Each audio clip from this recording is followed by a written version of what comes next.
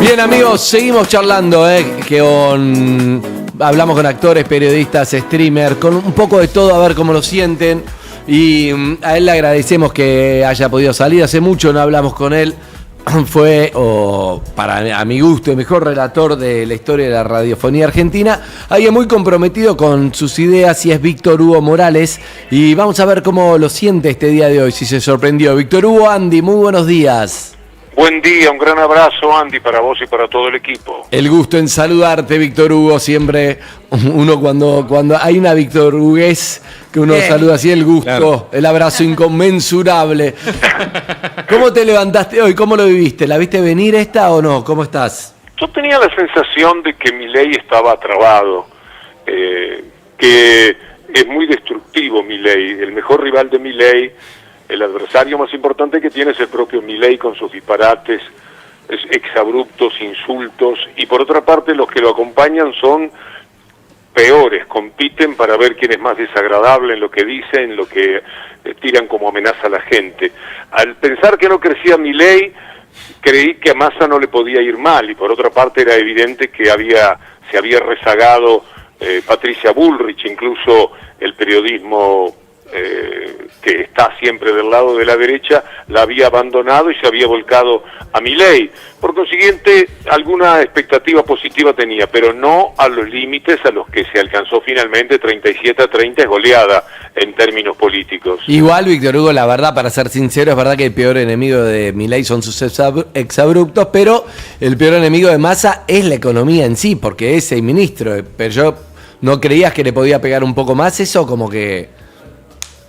Sí, una de las cosas notables que hay en esta victoria todavía parcial del peronismo es que lo consigue con una inflación altísima, con una deuda por delante tremenda, con un costo de la vida y con un salario bajo.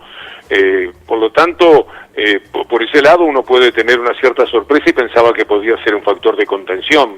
Por otro lado, le tiraron a Massa, pero más que nada a Kicillof, que es el alma mater, el eje de este gran triunfo del peronismo en la provincia de Buenos Aires. Le tiraron con Insaurralde y con Ribot de La Plata, jugaron con esto de una manera obsesiva, como lo hace siempre el periodismo mafioso, procurando deteriorarlo a Kicillof y de esa manera también a Massa, y no lo consiguieron.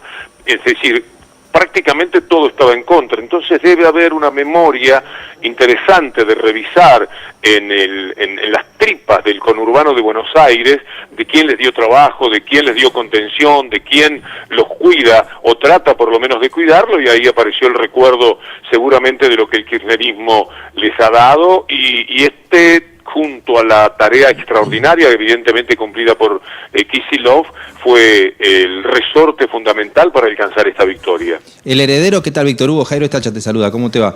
El heredero de lo que ha sido el kirchnerismo, ¿vos lo encuadrás en Axel Kicillof o en Sergio Massa? No, claramente en Kicillof. El Massa no es demasiado factible, ni siquiera la nombró anoche en su discurso, tampoco nombró a Kicillof, que tanto hizo desde la provincia de Buenos Aires. Si algo fue en su discurso de anoche, era una mezcla del larretismo con ingratitud. ¿Así te pareció el discurso de Massa, larretismo con ingratitud? Sí, digo que había larretismo en el tipo de promesas que hacía, y hubo ingratitud en no mencionar a factores muy importantes. No estaba allí de buenas a primeras en un lugar tan empinado de la vida política del país, sin que hubiera gente que ha sufrido mucho para llegar a ese lugar, que puso muchísimos votos, la mayor parte de los votos de Massa, por supuesto, que proceden del amor inclaudicable que una parte del pueblo le tiene a Cristina Fernández de Kirchner, y la base del éxito está en lo que ocurrió con la provincia de Buenos Aires. La maravillosa administración que hizo Axel Kicillof de la provincia de Buenos Aires fueron los que ambientaron que Massa estuviera allí. Yo tengo buena opinión de Massa en cuanto a su condición de hombre que sabe manejar el Estado. Yo creo que lo conoce bien, como pocas personas en la República Argentina, pero no tengo apego a su personalidad, y anoche tuve una un motivo más para pensar de esa manera, porque lo más interesante para mí de las personas es el sentido de gratitud, y no lo exhibió para nada en un momento de alegría en el cual se empinó como si hubiera caído solo en ese lugar, y me parece que había muchos factores empujando que debió mencionarlos. Y Víctor Hugo, te van a preguntar algo en serio y algo un poco menos serio, pero lo más serio es, o sea que vos no te ves sintiendo full representado por un gobierno eventual de Sergio Massa, digo, cuanto a las banderas del kirchnerismo. El peronismo representa, no porque yo sea peronista o kirchnerista, sino que representa por el lugar donde me paro en la vida, la mejor posibilidad que hay de atender las necesidades de los sectores medios y los más vulnerables de una sociedad. Por eso mencionaba al conurbano. Creo que habiendo fuerte peronismo detrás de gobernadores y de intendentes muy peronistas, hay una posibilidad interesantísima para que, basado en ellos, Massa no se desvíe demasiado del camino, no se convierta, qué sé yo, creo que sería imposible, en una especie de Menem, sino que esté y tampoco termine con la debilidad de Alberto Fernández. Creo que la propia ambición, un hombre de 51 años, está llegando a la presidencia, cuando sea presidente, como creo que va a suceder, tendría que decirse, bueno, ¿y ahora qué? Ahora busco un poco de la gloria, y la gloria no se consigue transigiendo con el establishment, viviendo de rodillas frente a los poderes, sino que la gloria política, el destaque real dentro de la historia, se consigue peleando por el pueblo, y pelear por el pueblo es estar un poco hacia la izquierda en la vida política. O sea que con peronismo, con ambición personal de Massa, con inteligencia como la que tiene para posicionarse en un lugar que sea valioso para él, hay una expectativa interesante de lo que pueda hacer como presidente. Y si el triunfo eventual de Massa sobre Milei fuera el gol de Maradona a los ingleses, ¿en qué etapa está? ¿Está pasando el primer defensor? ¿Está mano a mano con Shilton? ¿Está a punto de tocarla? Primero quiero decir que el adversario no tiene el perfil de lo que significaba jugar contra los Inglaterra. El adversario es muy pero muy débil y se debilita cada vez más.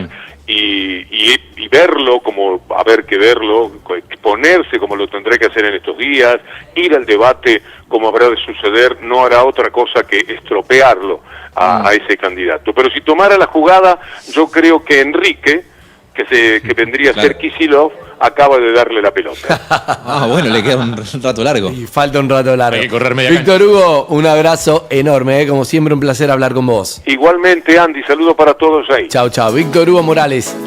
Uno puede estar de acuerdo no con sus ideas, pero qué bien habla, qué bien habla, cómo explica. Pará, nos queda uno solo, ¿no? Nos queda Nelson Castro.